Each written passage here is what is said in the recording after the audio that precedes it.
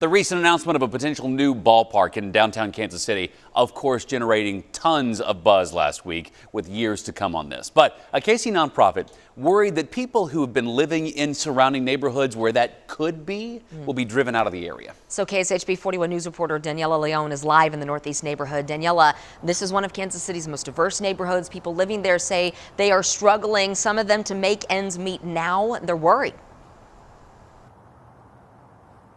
Yeah, good morning, Lindsay and Taylor. Jerusalem Farm is a nonprofit based here in the Northeast neighborhood of Kansas City. They surveyed 600 people and released the following data that I want to show you guys. Take a look at your screen.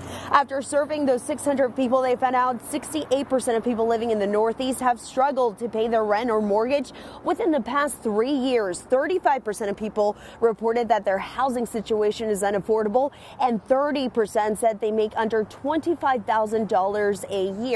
So right now we're at 12th and Benton. You can see downtown Kansas City is no more than a 5-minute drive, and people who have lived here for generations think that proximity is playing a factor as to why they're being targeted. Shirley Logan says her Northeast home is priceless. My best time has been in this home. After living within the same four walls for the past 50 years. So much have changed. The neighborhood has changed. But new to this neighborhood, can you call me back? Are text messages, phone calls, and letters from investors and realtors like this one asking to buy her home. Some of them say, well, where am I going to live if I sell you my house? And she's not the only one getting these requests. Daily, somebody's calling, somebody's walking down the block putting cards in your mailbox. I called some of the numbers left by companies both in and out of state. Some numbers were no longer in service. I am calling because I am working on a story. When I did get through, I left messages asking for an interview but never heard back. I did speak to a real estate agent who had texted Shirley. He told me demand for housing continues to go up and supply is limited. He said offers depend on the condition of the home, and he checks with homeowners every 30 to 60 days to see if they've changed their mind. The offers they offer are well below market rate. I would say predatory in a lot of cases. Jordan Shealy helps run Jerusalem Farm. Part of their efforts is to provide home repair assistance to Northeast families. He believes investors are zeroing in on this neighborhood due to its proximity to downtown so they can cash in on upcoming events. We want to make sure that the long-term residents that have lived in the city, they also reap the benefits of development downtown. Shealy says outside investors are known to rehab homes and turn them for a larger profit, which drives up rental and housing costs in the neighborhood.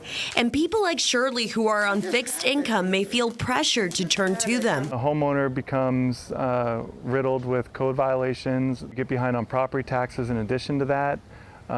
If you have issues with your water or your heating, those things all add up. Thanks to Jerusalem Farm, Shirley has been able to make necessary repairs to continue living in her home.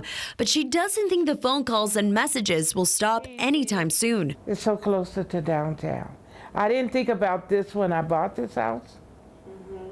How close it were downtown. I didn't even think about it. I was young. I didn't think nobody would want it like that. Now, we reached out to a city spokesperson to see if we can either interview the mayor or city council on this topic, but did not hear back. Last month, however, the city did approve a resolution that would designate a $50 million bond funding that would go directly towards affordable housing within the Housing Trust Fund. Reporting in Kansas City, Missouri, I'm Danielle Leone, KSHB 41 News. Daniela, you talked to a real estate agent to get their input on why Kansas City is becoming so popular among investors. What did he say? Does he think that's going to change soon? Yeah, well, we talked to Reese Nichols of Kansas City. They think Kansas City is in a position of growth, Lindsay, and they also think even though the home prices are up, that cost of living is still significantly lower compared to the rest of the country. More institutional investors, large real estate investment trusts, large individual investors from both inside the city and outside the city have looked at Kansas City and said that they can buy up blocks of homes and rent those homes back because of the demand that exists. And because Kansas City continues to grow, he doesn't think its popularity would die anytime soon.